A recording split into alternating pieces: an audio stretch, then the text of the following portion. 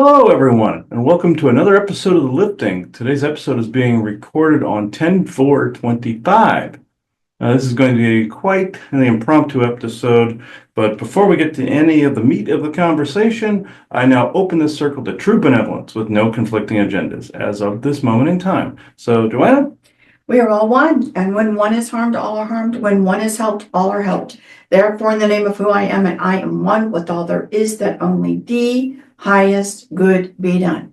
We pray for ourselves, our friends, our family, our loved ones, to let healing energies in. Let them love us, let them nourish us, and let them bring us to our highest good. We pray for you, your friends, your family, your loved ones, to let healing energies in. Let them love us, let them nourish us, and let them bring us to our highest good. We ask for benevolence now to come in with no conflicting agenda right now to help us at this moment in time to also clear any malevolent and mischievous type beings who do not want this conversation to be heard. We would like to have this in great peace and great understanding. And again, we ask for benevolence now with no conflicting agenda to come in now and to usher out any malevolent or mischievous type beings that are trying to interfere with this conversation. Mm-hmm. And we do so again with great gratitude. And so be it. And so be it. All right. This is actually, this would be, this is the return to Williamsburg. Let's just put it that way. We went out to historic Williamsburg again, and we went to. Just let me explain it for a minute. So guys, what happened, and when you go to Colonial Williamsburg or Jamestown or different places, it's very, very interesting what they've done. For people who don't remember history in Yorktown and that area, it's kind of considered a triangle area of where some very interesting things occurred. Of course, you have the end of the Revolutionary War, Yorktown, and the famous battles like that. You also have Jamestown that is nearby, again, one of the first settlements that happened here in the continental United States, and all of the interesting things that were happening there. Then you have what's considered historic Jamestown. Now, in the latter part of the 1600s, the king at that time and his wife, so King William and his wife Mary, actually founded the College of William and Mary in Williamsburg. Mm. Now, at that time as well, you had, of course, the colony that was here and what was going on here in Williamsburg. You had the governor's mansion. You have other things that were, built. And again, and then you had, after that, you had the Revolutionary War come about. Which caused a lot of uprising and problems. People that were loyal to the crown had to flee. The governor's mansion was burnt down. All of this stuff happened in this area. What happened in around the 1920 or so time frame, there was this thought that what they really should do to preserve our history was to take surrounding lands that had historic buildings on them in the Williamsburg area, right adjacent to the College of William and Mary. And how can we then preserve the history specifically there? How can we show Williamsburg? How can we show how people lived? How can we show that? So if you can think about a large territory of land that slowly has been purchased up and purchased up and purchased up, and basically the whole area has like been turned into a museum where there may have been more modern houses, but then they left or were torn down, and they found in the areas homes that were more historic, big or small, and moved them and created, again, this historic area of Williamsburg. So you're able to, they took the governor's mansion, they recreated it from all of what they could do.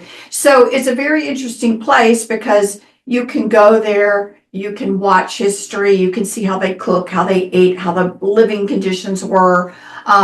And it's really a great place to do what Chris and I did, because instead of trying to do it, which people will go there and they'll visit that whole triangle, and they may do it, they may go there for 4 or 5 days and they're visiting all of these areas and stuff. But obviously what we chose to do is we just got a year pass. And so what we'll go and do is we'll visit for a few hours at a time, spend our time there, come back. And if something interesting should happen, voila, we'll sit here and talk about it. And so one of the things that has been done in more recent times is the Williamsburg Historic Museum. They're currently in the process of building an archaeological building there. And so again, it's an interesting journey as far as what they've done from the 1920s forward to transform this area that's adjacent to the College of William and Mary, which foundations were in that latter part of the 1600s, to recreate what historic Williamsburg looked like. Some of the buildings are absolutely original, but also other buildings were brought into the area and they've done their best to recreate. So it's a fascinating place to visit, along with, of course, Yorktown and Jamestown. So again, what we decided to do today is, we had not been to that museum. And so we thought, well, you know what, let's ride out there. And we spent a couple hours at the museum, and it was right at the very end where we kind of ran into something that kind of made us pause and go home a little bit, because again, some of the same problems and issues that are affecting us right now were in consideration at that period of time as well. And so that's what we want to talk about. Chris loves to do ghost box sessions, and so he did a ghost box section at the end, specifically reaching out to somebody that we saw within the museum, and we'll talk about that in a second. And so we've come home now, and very interesting things have happened in between us talking right now and coming home. And so we just thought we would openly have this conversation and see what comes about of it. But in general, like I said, if you ever get a chance to go through historic Williamsburg, come out here and visit and kind of see how things were. They've done a great job of it, and there's a lot to explore. So I hope you get a chance. I hope you can do the drive-through through Yorktown to see where these battles were held, and it's an interesting thing. And as well as Jamestown, if you can make it out there, again, all of this together in one kind of fell swoop to see it all. They have a recreation site there at Jamestown, but again, adjacent to it is the true site where they're doing a lot of archaeological type digging. Very interesting as well. We've already reported something on that. So just to give perspective of what we're kind of up to just locally here, and then we reach out and look back to the past to try and figure out and talk to some people and things like that. So here we find ourselves now today. Yes, and I find this interesting because actually I'll just do a share screen and make sure I have it on the correct thing. Okay, and we went through and we were looking in the wing of the museum that had to do with a American painter by the name of Edward Hicks. So he was located in what would be called the folk art side of the museum. And it was very, very interesting to look at some of his artwork. And I don't know if we look at any of them. Yeah, I don't see. These are all of his works right here. Yeah. There's Peaceable Kingdom, or The Peaceful Kingdom, and then so he did a series on the Peaceful Kingdom. Now, in general, again, he himself was of the Quaker faith, and again, not that we're trying to say anything about a religious belief, but they have, having great faith. And one of the things about his faith, that he felt very strongly about was, again, something we're facing right now. How do you bring together a unity amongst different groups? Mm-hmm. So one of the pictures here on Chris's right, the big one of the things that, he liked to focus on was trying to bring different peoples together. And this particular picture has to do with, again, a treaty situation with the Indians. But there were others as well with other different faiths that were coming to the United States, right? That was part of why people were flocking here, so they could live freely within their faith. And so how do you broker some sort of understanding and unity within these groups? So he went through a series of photographs and things that he painted. They didn't have photographs then. Excuse me, of paintings that he did. And it's basically referred to the series, The Peaceable Kingdom. And so a lot of it, again, you'll see a lot of animals getting along, but also like that one in the background, there are, again, another piece of people and Indians trying to get along. And it wasn't just between Indians, it was also between people of different faiths. So that seemed to be a great interest of him. Now, he felt that it was a part of his faith to try and bring this unity together. That right now there are people with certain faiths, again, it's my way or the highway, you know, where it's you believe us or we don't want you here. Whereas in his way of being, and you can click the picture of him here. That's a kind of a self-portrait of him, where he was actually trying to broker what he felt was more of a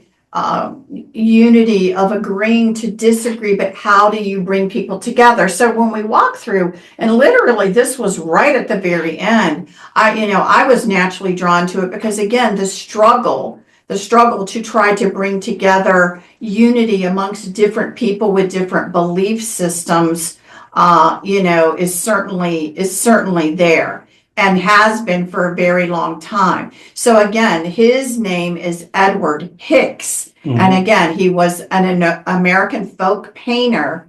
And again, at that time, he was also a Christian minister of the Society of Friends, but that is also known as the Quakers. And so, but he really went through this, series of trying again to live his belief system of trying to bring together unity. And so I thought that was very, very interesting because, again, we struggle with that concept right now. And how do we bring ourselves together, not agreeing on everything, but some foundational belief systems? So when you went out to do, after it was all over, and we thought, well, isn't it interesting? Would he be an interesting person to try to communicate to about what was going on during his lifetime? And we had talked about that. And then we went, and Chris wanted to do a ghost box session. Yes, and I thought this was actually quite interesting. I could take this off screen share. Yeah, I thought it was interesting that I said, and I normally don't put real strict parameters in as strict as I should when I do ghost box sessions, but I wanted it to be, there's been kind of an outcry, and you'll hear me say this on there, about more historically based, when being in a place, not just who wanders into the frame, let's just put it that way. And just like any being can kind of wander in and yak on there. So what I did was I just said I just wanted now I've already completely forgotten his name. Edward Hicks. Okay. For whatever reason the first name won't stick in my head.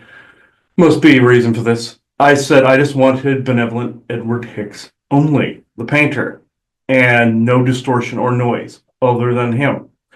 Now, afterwards I said, is he here or along these lines? I asked if he was around, and basically I heard a woman's voice yell really loudly, "He's a ghost, help him." And so I thought that was actually quite interesting that we ran across literally the only kind of peacemaker that you kind of saw in there. The other figures were either politicians, aristocrats, or warriors. So we run across the peacemaker that's there, or the Quaker that's there, and I could definitely feel there was a bit of agitation at the fact that I was asking about him, and I didn't particularly like that. And I can even feel it in my chest right now as a matter of fact.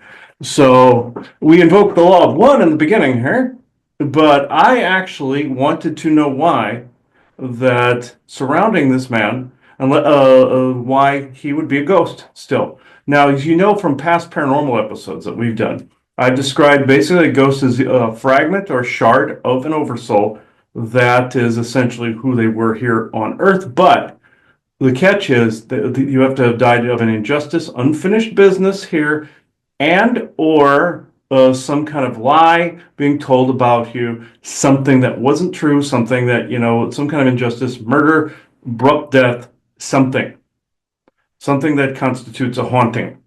So, and not necessarily a big haunting. This is just more like a ghost wandering and earthbound. So I was curious about that myself. And I can clearly feel this guy's around, without a doubt, but he's very dense. And and I'm looking at him right now. So like he looks like he did in the portrait. Thing of it is, if he was spirit folk, he would look younger. He would look like my age, and I would actually he died. I looked up his death. He died under mysterious circumstances at the age of 50. So, and let's see, what year did he pass away? It was August 23rd, 1849. Okay. Now I lost the page that said Edward Hicks' death. I will actually look this up. Give me a moment. How did Edward Hicks die? All right, here we are. Edward Hicks, American folk artist, died from tuberculosis. Now it shows an actual death. Before it said unknown. Okay, tuberculosis. This is why I'm getting it in the chest. Okay, so that actually makes a lot of sense. At the age of 69, the other AI one, and I really wish I had shot this before. It said died at the age of 50 before. Now it's basically saying died in Newtown, Pennsylvania at the age of 69, and he died of tuberculosis, also known as consumption. So I find that very interesting. This was just like within mere minutes before we started recording this. I saw two completely different death dates and times, and what he died of. One was mysterious, one is definitive. And I find that very interesting that both came up. So, and the fact that he was a peacemaker, this would not preclude the fact that maybe somebody did harm to him at the time and did not want a peacemaker. Or the story is inaccurate. Something to get, but I will agree, it is So you know how these things go, folks. Like we had with Thomas Jefferson. You saw what happened in the Monticello episode. The slaves were all keeping a piece of him there, and because of the aftermath of what happened with Thomas Jefferson, he didn't free his slaves, and you know what happened after that. But this is baffling. So. Isaac, why can I never remember his name? It's a simple name. It's Edward. Why can I cannot utter his name properly?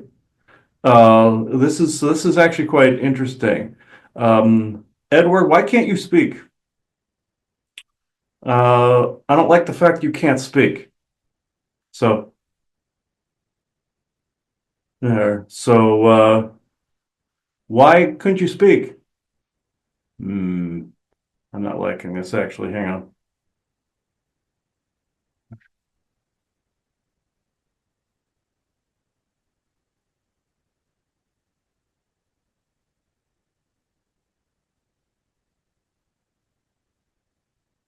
Okay. All right, we'll go with Isaac on this one. Oh, hang on. You had something following you around. Whatever that hooded thing is. Okay.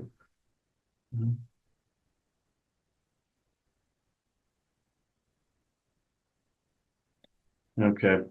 Well, just move them on. Yeah, there was something following him around with a tether, so I had to get rid of it. It was wearing a purple robe and was like white and bald, so I just got rid of it. Looked like some kind of monk or something, so I got rid of it. But so Isaac, we'll just go with you. Why? He seemed kind. I mean, in his pictures, what he would paint about seemed fine. Was there some underlying undertone we don't know about? Always, but with this, You seemed reluctant to give it to me, but okay. Even that wing itself seemed peaceful in there. That seemed just fine to me. So, was this a last rites thing, or was this or something like that? Because he would have been on his deathbed. If he does, I'll just ask him now if he revokes that as of this moment in time. Okay, I heard a yes to that. Okay, but I just saw black in the throat here and everything. And, Well, that would be the tuberculosis. that'd be tuberculosis. Yeah, that would be why we were getting hit in the chest so hard. Okay, so it's like with Nathaniel Bacon when we did Bacon's Castle. Man, that hit me horribly hard. If you go watch the Bacon's Castle episode, the empathic transference is a powerful concept if it goes unchecked, and you can take on the sickness of somebody.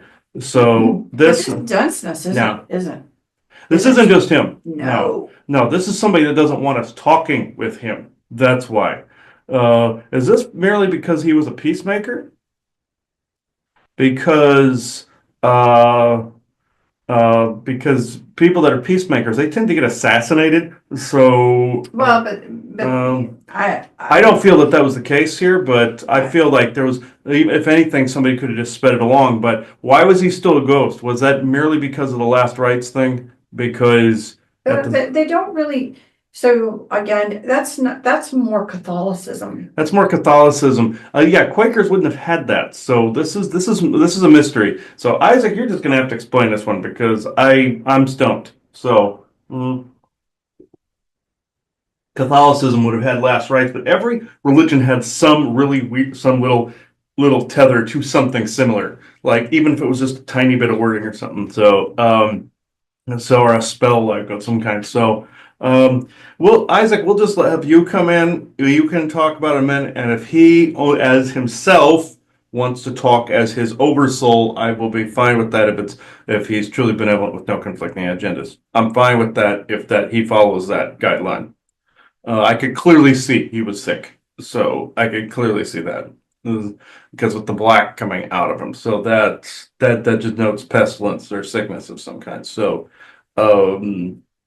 Okay, Isaac, you can talk on this.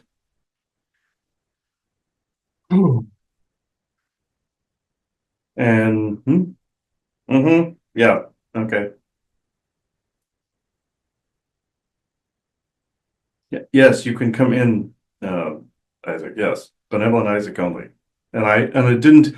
The irony did not befall me that I believe it said his father's name was Isaac. So, or cousin's name was Isaac, I believe. Let me see. Okay. Isaac Hicks was his father. Isaac Hicks was his father. So the irony does not befall me here. So yeah.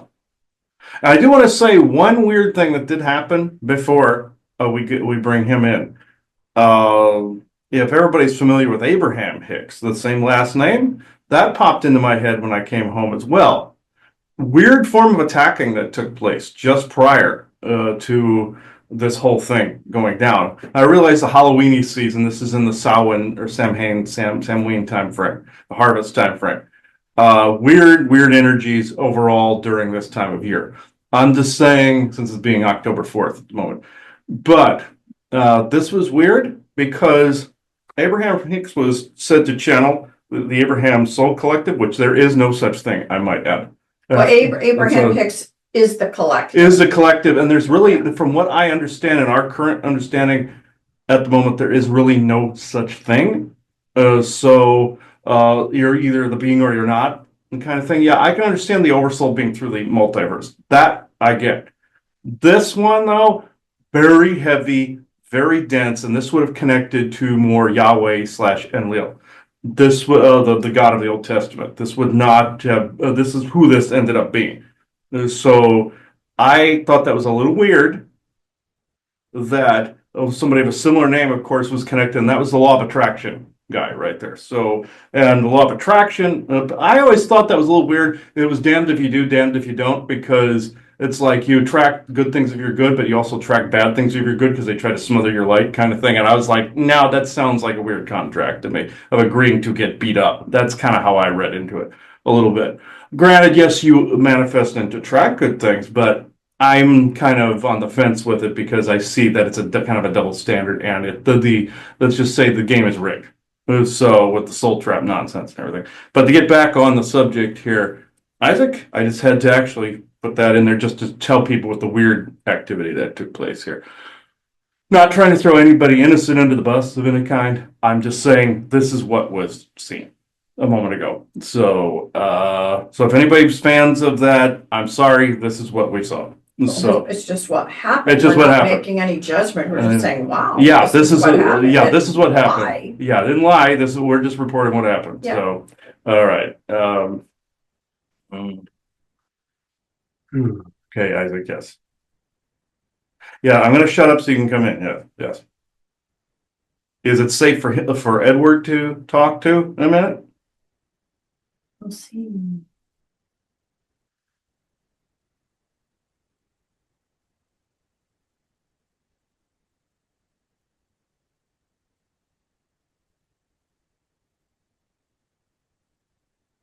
Ooh, something distortion in a way here. No distortions.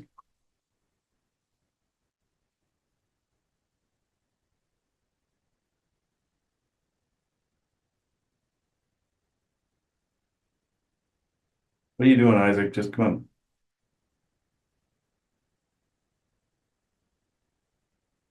Okay. Benevolent Isaac. What are you waiting for? Come on. What's the problem? He's just standing over there. I don't know what he's doing. Okay. Oh.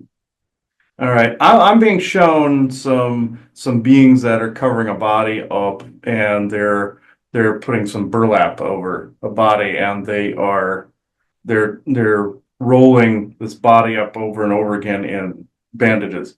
So I'm assuming that this is Edward that you are helping out, and I need to know who the other two guys are here before I do anything. The guys in uniforms, who are you? The guys in white, the jumpsuit guys, who are you? Stop. Back away. I need to identify you first. Mm-hmm.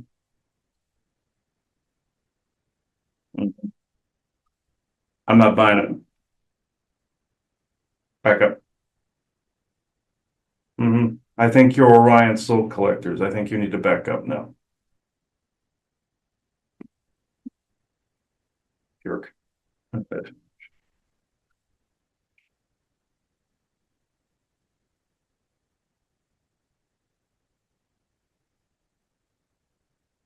Now you can come in. What was with what was with the guys in the suit? Uh, uh, oh, all right.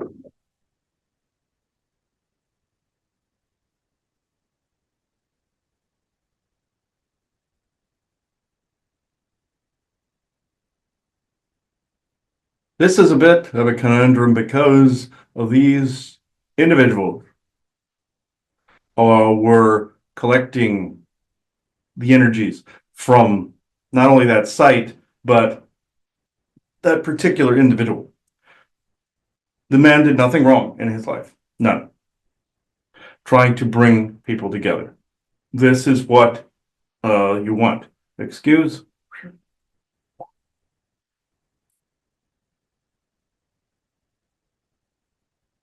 There are beings very angry that you've made contact with this because you disrupted something that he did not want disrupted. You would see them as soul fishermen or pirates, but this goes far and above and beyond even just soul trade. This is so these beings have been around in this area for some time. I do not approve of their activities at all. These are criminals as far as I'm concerned. But the main topic was Edward Hicks. Was he a good man? Of course he was. Even amongst the religious views of his time, even amongst the chaoticness of his time, and what he had to witness and endure was far more than the history has said. But he retained his heart space. He retained this, And he went around people that were sick. He went around people that were dying. He went around and painted happiness, happy cultures. His childhood, you saw that painting of him as a child. It was from a memory, a happy memory. He wanted to retain happiness at all costs. He wanted to retain brotherhood at all costs. He wanted to continue to heal at all costs. He felt his visuals would help heal people. And it also healed himself in return from some of those things he had witnessed. This is something I'm in full approval of. He is grateful for the help. These particular beings that were around there, I'd like to say that they're rare, but they're not. He noticed a weird emblem on their chest that kind of almost resembled a cross and a shield, but it was the onesie suits that you normally see. It is a particular group of an order that I will not utter their name, and they let's just say that none of us approve of their activities. As far as I'm concerned, they're barely men, but in this, you stumbled on to some of their activities in the interim, but he sensed them before, but he didn't know what he was picking up on. He thought it was simple, like soul trade and such. No. This is a bit different. This is in a category you don't know the name of yet. This is more like, how can I get this to your language? Say you have a sickness and you wanted to spread a sickness without actually taking the virus. What would you do? You would take a way to copy an echo form of who died. Right, the imprinting. And imprinting. And then you would take that echo form or imprinting and imprint it on a society. Therefore, you take a frequency. Frequency is memory. Memory is a frequency. And it's just like in your fourth Matrix movie where they took codes from the Matrix and were able to recreate strawberries. Therefore, Neo figured they could use that to save the entire planet by copy and pasting from the Matrix. This is the same trick.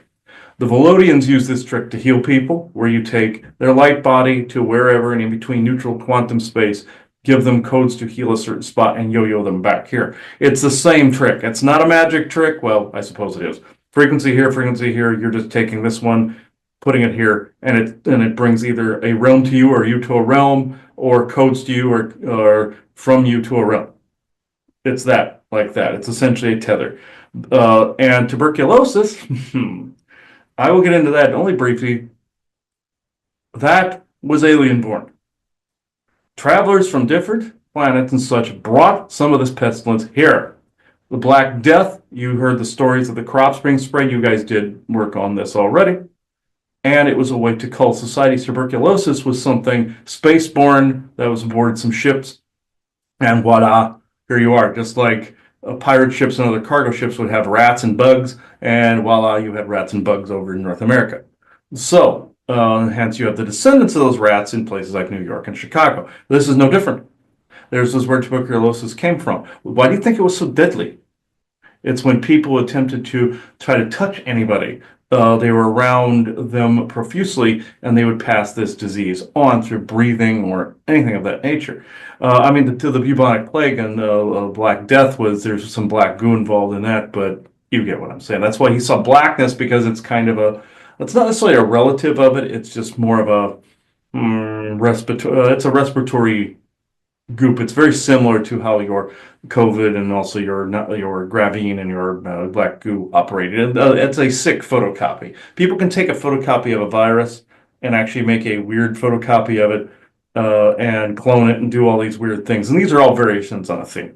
But to go back to the crux of why you wanted this to begin with, which I fully approve, you just were meant to stumble onto these other components. You wanted to be educated. There it is. There's bits of galactic realm in here too.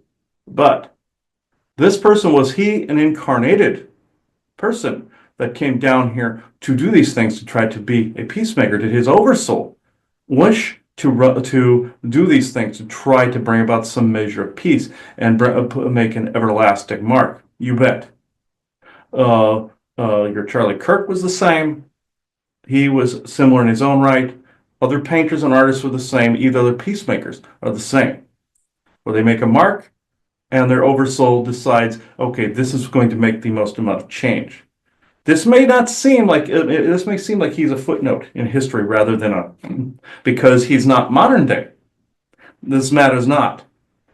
He did what he did in his time, just to bring about peace. Very much like any priest that went amongst lepers, or anybody that studied certain diseases to cure them, or minus whatever everybody thinks about vaccines and whatnot. Those that cured polio, even though that was both were created roughly around the same time. But anyway, I won't get into that.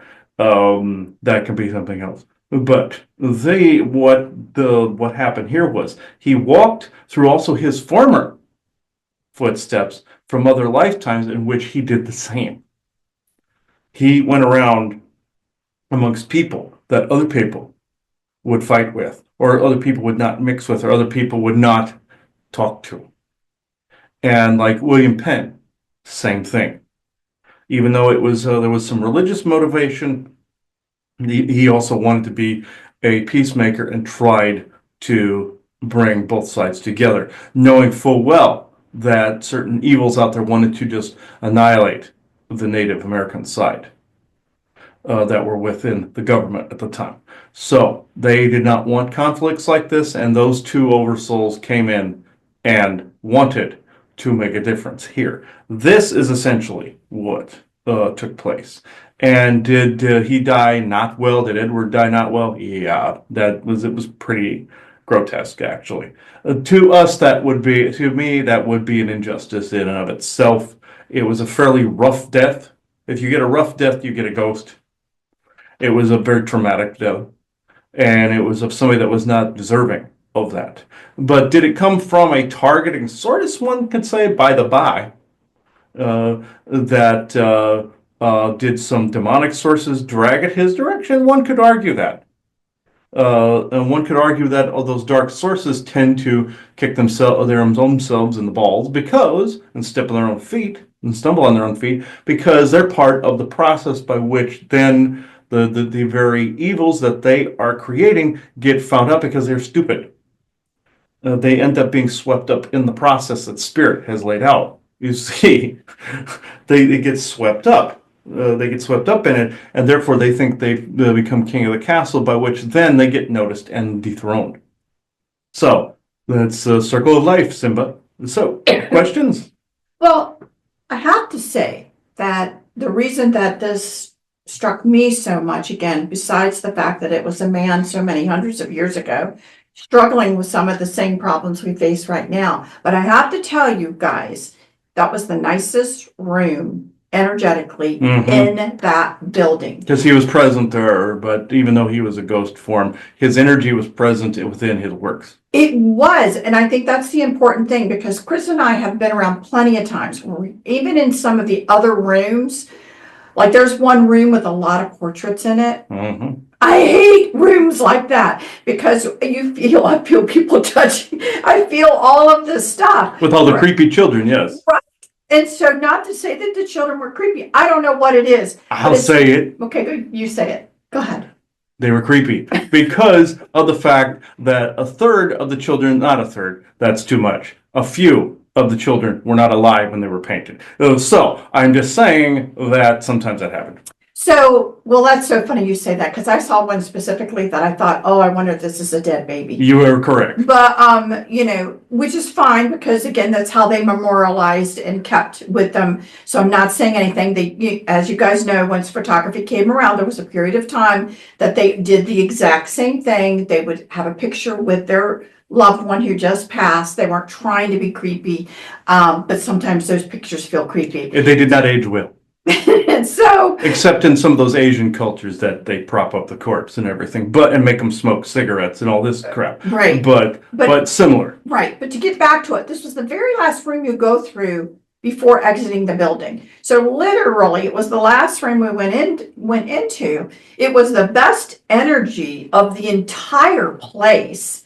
And so what was perplexing me, honestly, was coming home, getting ready to do this, and all of a sudden feeling such denseness because the room itself, okay, all I can say is that on the surface, what I was reading, it all felt true.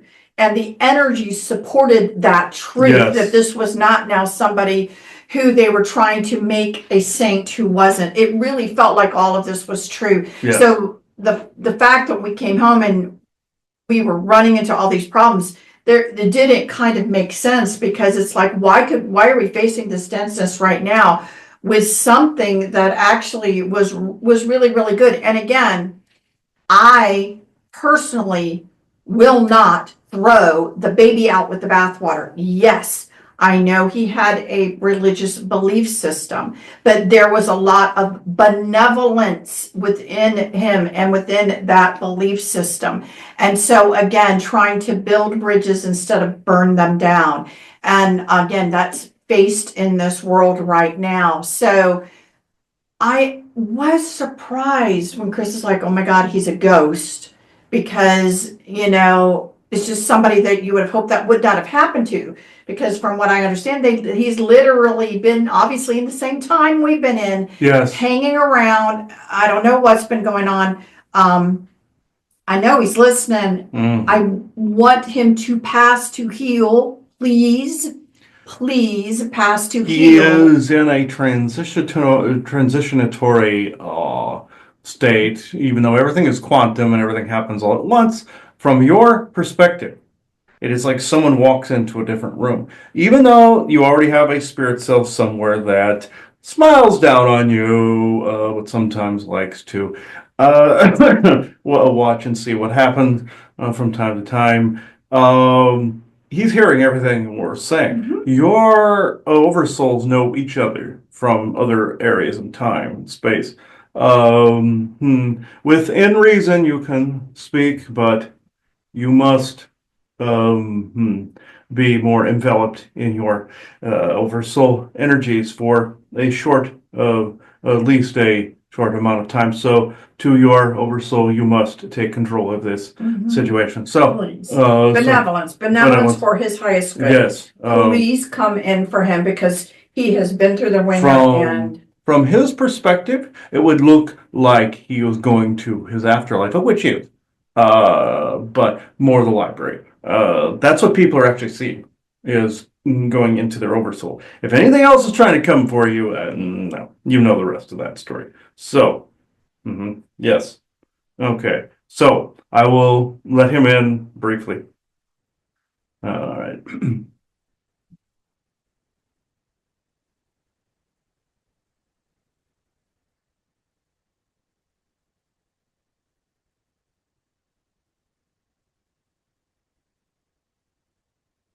I shall be brief.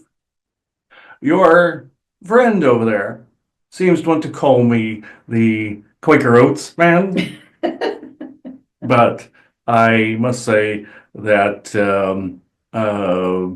yeah, I get the joke. But the human version of me would not have gotten the joke.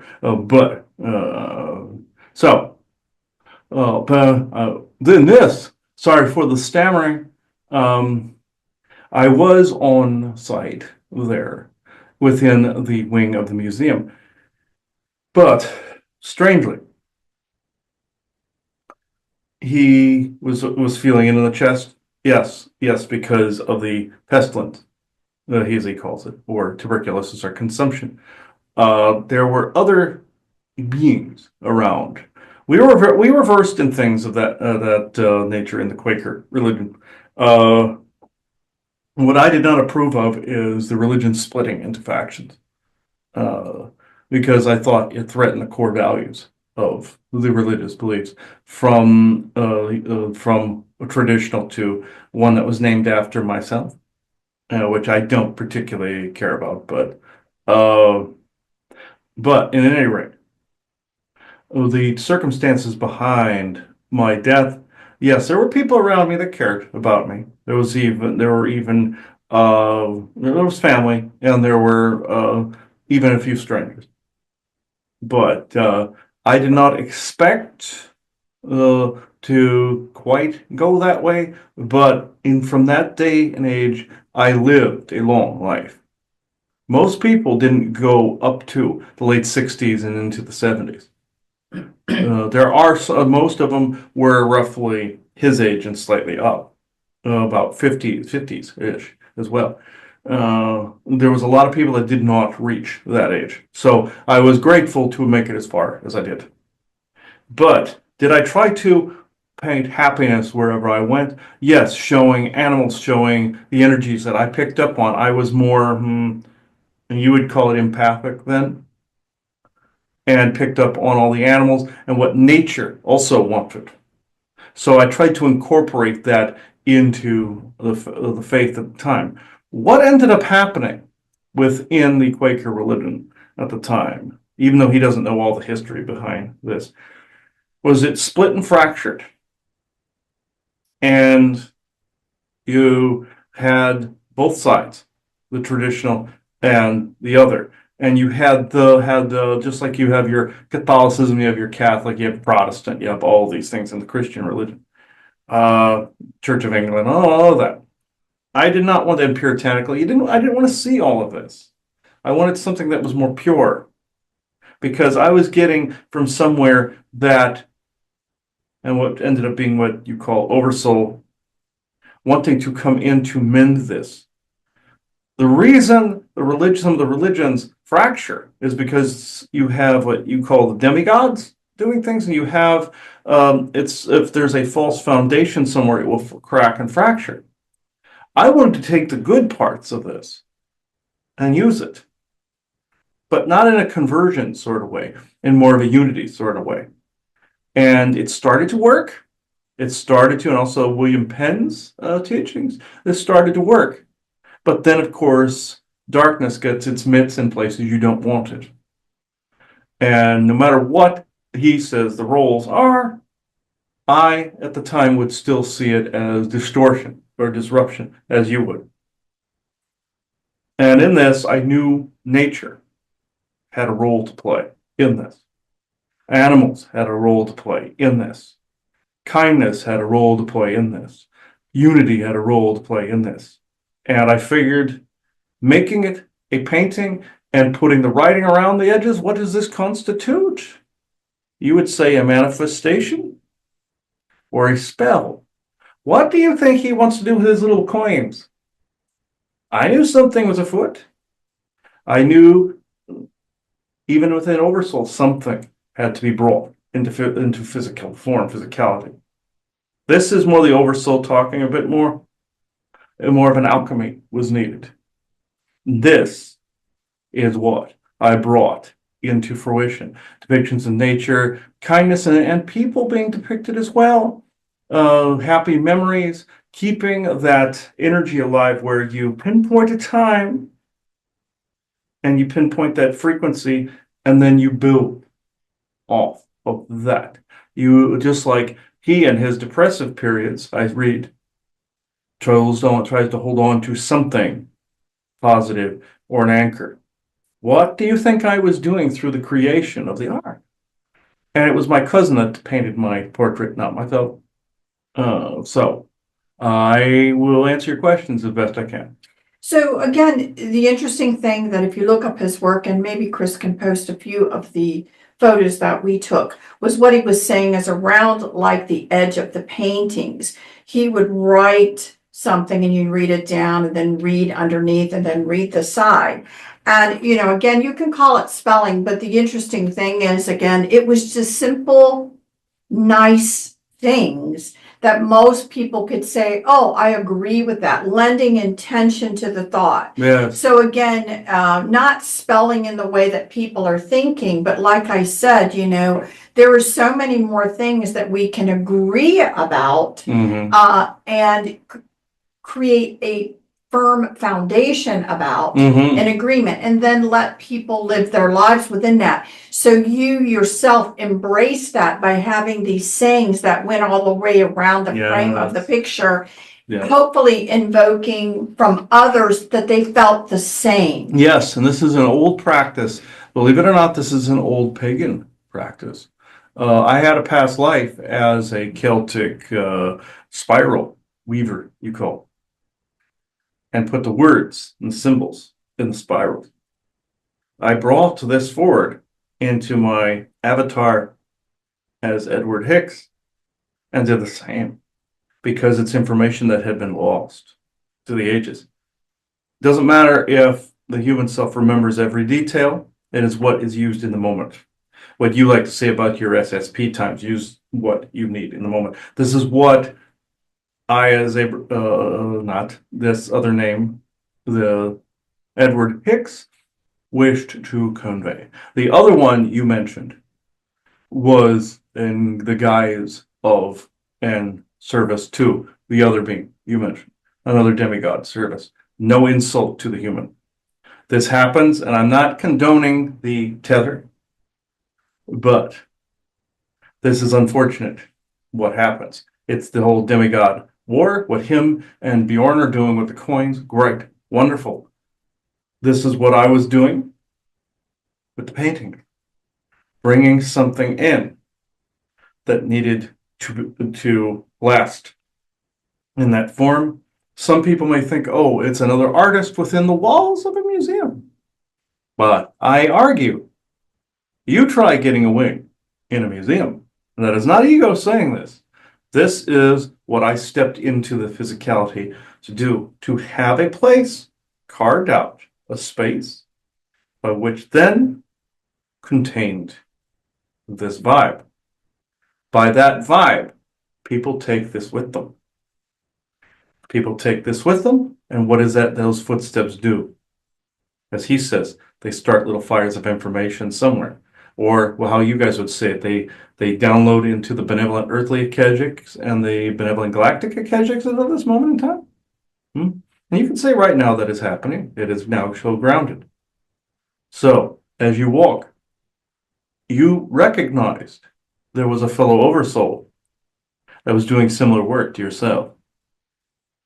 And this is why you stopped and took pause and recognized my faith, because I recognized both of you. Mattered not that the avatar was kind of stuck there. Stuck is kind of a relative term. How can I describe this in English terms? Stuck or grounded, but you moved me on, and I'm grateful for this. Now I have brought all this back into myself, so to speak, of which spirit was always there, human was always there. Like your Frank Frazetta did the same, coming in to change the art industry forever, and now his works are used throughout your artistry world and even video games. And like your Tolkien wrote Lord of the Rings. It's used in games. It's used in your D&D. It's Dungeons and Dragons. It's used all over the place. Think of it that way. This is kind of why my oversoul also stepped in of my own accord. This wasn't just some mission from God. I chose this, as your Frank Frazetta would say, and he now is transmitting this as well. Same thing, different vintage, different era. Well, thank you. And like I said, it's kind of cool that it's the last room you go through because it has the best energy. And if you will sit there and read it, you will recognize, wow, someone trying to bring joy and unify. Anyway, your portraits were, they just were wonderful. The energy of that, I just can't get over the energy, the goodness in that room. Because it's rare, no offense, take this wrong. It is rare that we walk through something that the art is so old that felt that good. It's really rare. Because when you get into the hall of what him and Isaac call the hall of dead babies, there was only 2 in there, guys. So anyway, I get it. Paintings can capture very much like he says your second Ghostbusters movie with the campy painting that was live and evil, or he says like your Witcher series game that has the painting that was alive. This happens. This is an actual spell that's going on. This is actual magic that's ancient that's being depicted, where it can pin an emotion, like in the Witcher 3 game, pins an emotion from somebody who was very distraught. Art is this way. You can literally create a realm that you step into. I was bringing a frequency, showing people that not all that happened then was bad.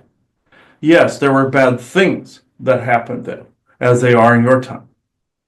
As you would say, same shit, different day.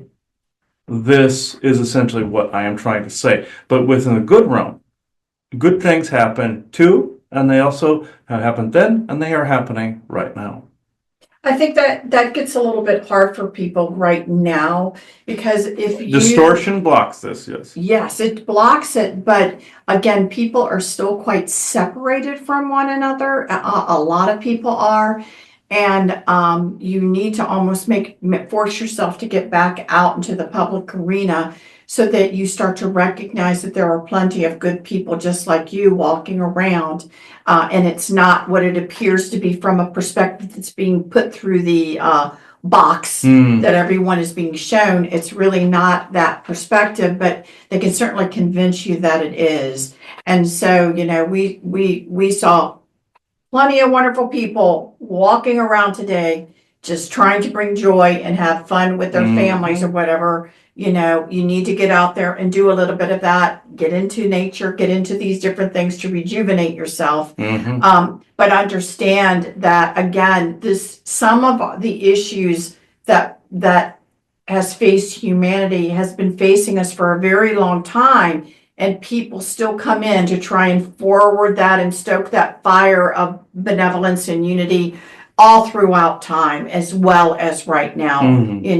I hope, though, again, from your perspective, I hope you're hopeful for humanity that we're going to be able to turn the tide for more global, let's say, positive, benevolent unification. Yes. It may take a minute to unify, but not as fast as some would like, not as slow as some will think.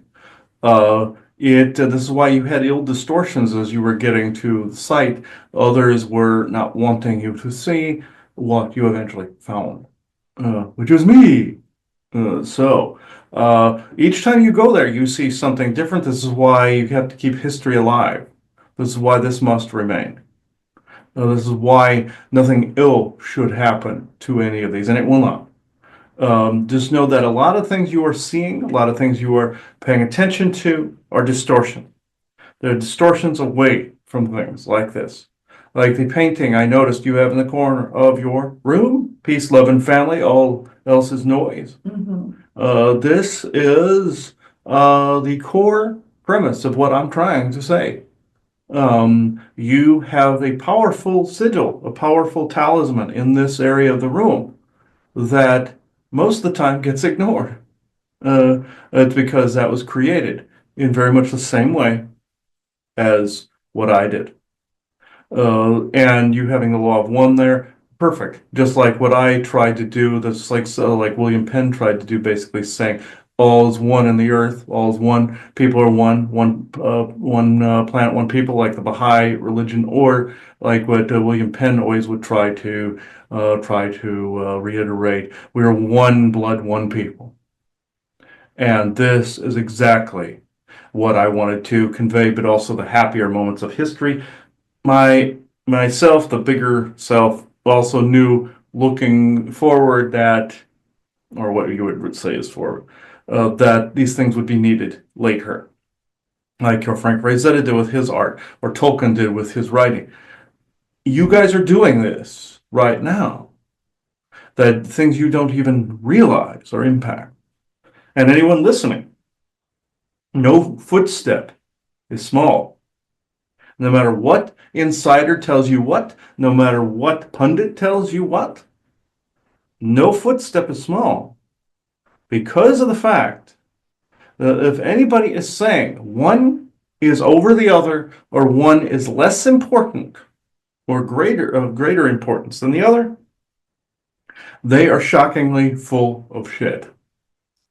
They are trying to sell you something. They are trying to accommodate or somebody else or accomplish some goal by making it feel as if it's okay that there are people out there that are lesser than others.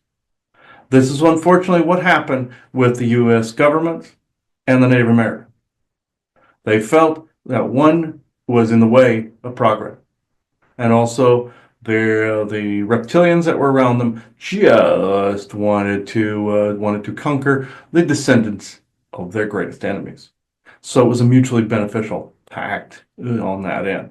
And there's some things that are still going on, I might add, but I won't get into that part. I see from up here, you would say, a bird's eye perspective. No pun intended in this with the animal references, but with this, I must say, if they say one footprint is smaller than the other, they're lying or they're lying to themselves. It's just that simple. Well, thank you. I don't know what else to add to this. So, for this conversation today, any final thoughts that you'd like to talk about? Yes. This has been an interesting experience. I, as the human aspect, was not necessarily completely expecting it.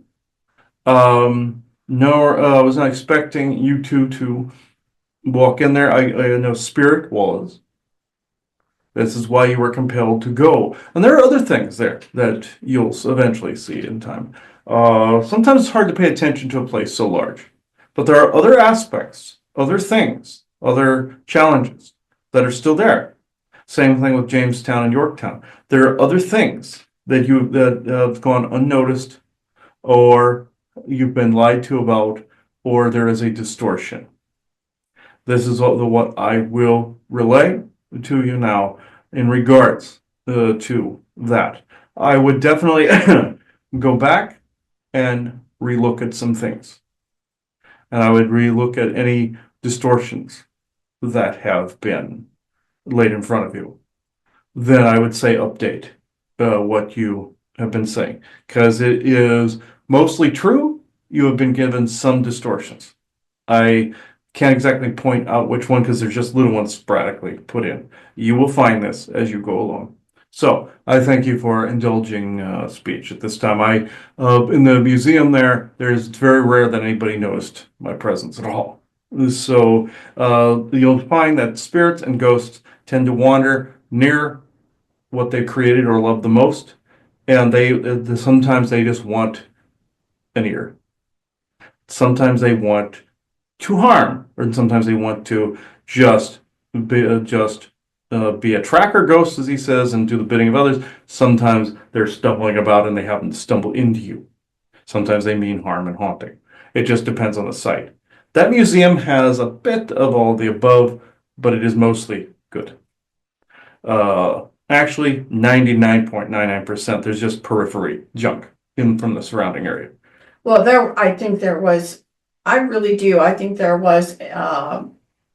oversoul intervention to assure that your stuff was there last, to make a lasting impression to people. Yes, I really do feel that way. because if you'd hit it first and would have hit the other dense areas, you would not have noticed this. This is why you came through it last, and you were, what's the term, car washed? Mm-hmm. So that you felt this. No accidents in this area. So I'd like to say egocentrically that I planned it this way, but I really didn't. It was you walked in there because overall, you would say true benevolent source creator or spirit guided you, or the force guided you in there, whatever. This is what happened. Well, I joke because I always say with a lot of our adventures, we were like just these bumbling beings just going around, fumbling into things and, finding out we really don't necessarily have a plan, but some things end up being interesting, really interesting, like today. Mm-hmm. So we're obviously glad we did. Usually the days that you don't have a plan are usually the most powerful. They like to say, and he found this out, that those that don't know what direction they want to go in life are the ones that went through programs or abducted or whatnot. Yes, but the ones that have no plan are usually the ones that are about to discover something bigger and have the most powerful path. To anybody that's listening to that if you have no aim for that particular day, you weren't meant to think through. You were meant to feel it through and to walk through it. Just remember this. So I will separate now. Thank you for listening to the sound of my voice and indulging speech of a very old or ancient soul. I will go now. Thank you.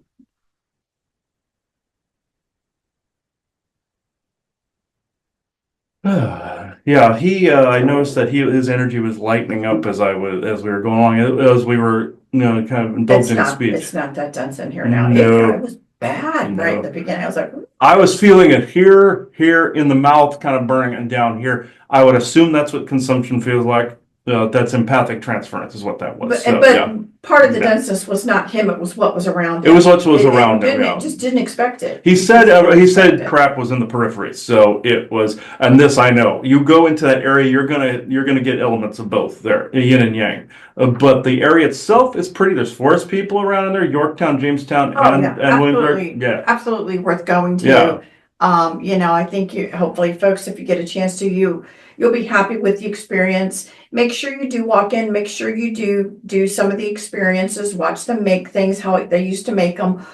There's one of the places that you can go into, that you're going to be able to see how they used to cook. It's all worth it. You know what I mean? It's fun time to just, but again, if you don't like the hot summer, then, we usually have a nice spring and a long fall. And so those would be those are the times to go. Other times it was either water country or busch gardens, or the beach. So it was one of those three options that we picked for summer.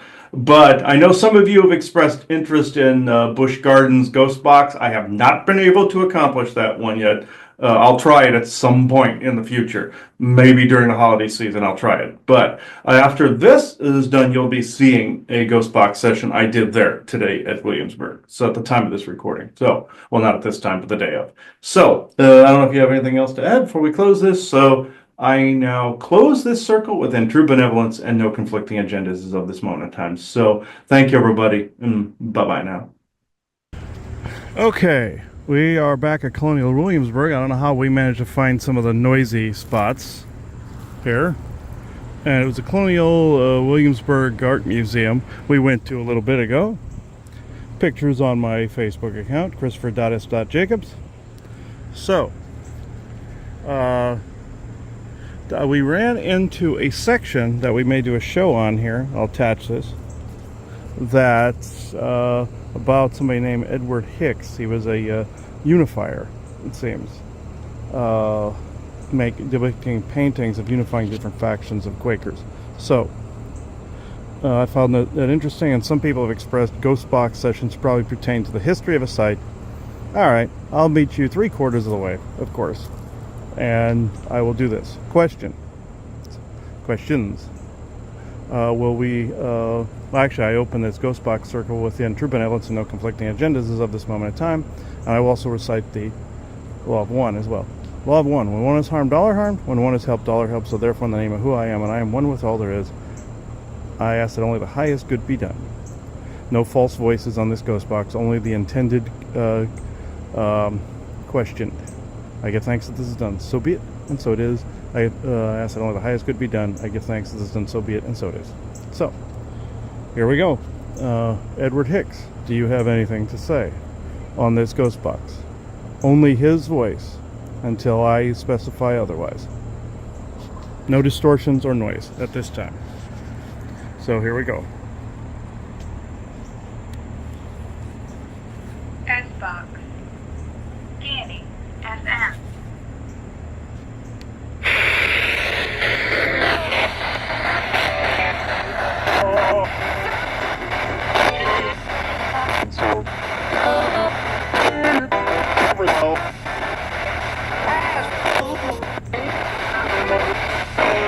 He's a ghost.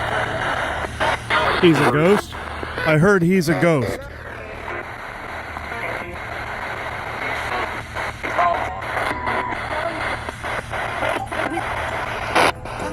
Who said that, please?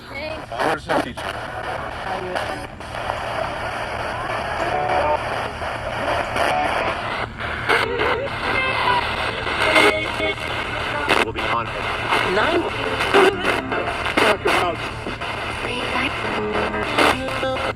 Heard moving on, be nice. No rate. Might speak.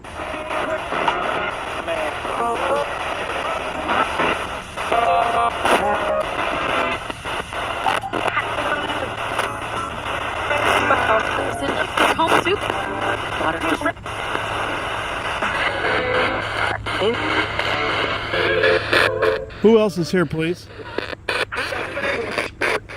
On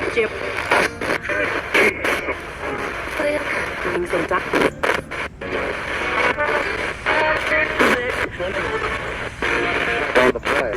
In the site.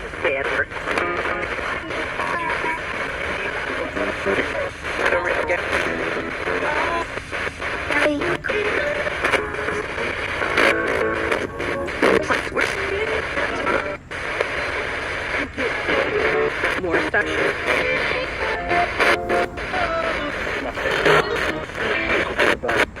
Inside. We hit today.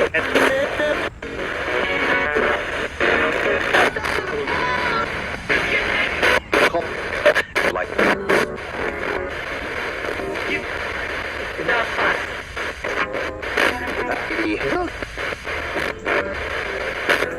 I hear many other voices there. Who do we all have?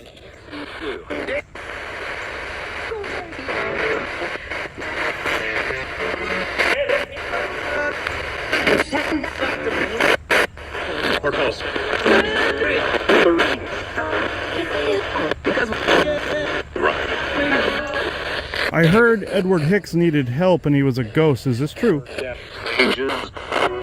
if you don't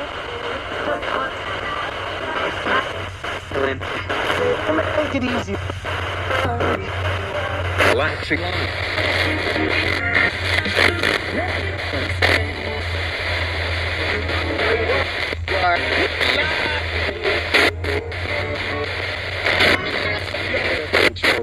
How do we show? There next. Any words from our benevolent entourage? Benevolent Isaac, benevolent Elena Vessa, benevolent Soul family at this time.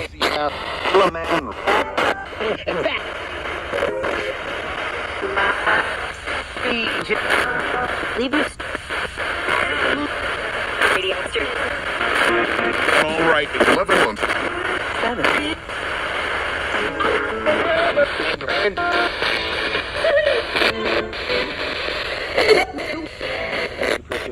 January 20.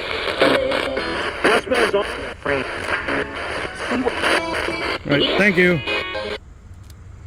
All right, I heard multiple voices there on this Ghost Box session. We'll obviously attach this to a show, and we'll find out the rest of that story then, like we did with Bacon's Castle and Williamsburg before it, and Jamestown. So, this will be the return to Williamsburg 2, I believe. So, I'm going to close this box circle at this moment. I close this Ghost Box circle within true benevolence and no conflicting agendas as of this moment in time. Thank you. Narrative across time space where appropriate is for every sonal moments, all sessions and expressions. All right, it is now 3:14 p.m. Eastern Standard Time, Saturday, October 4th, 2025. Thank you.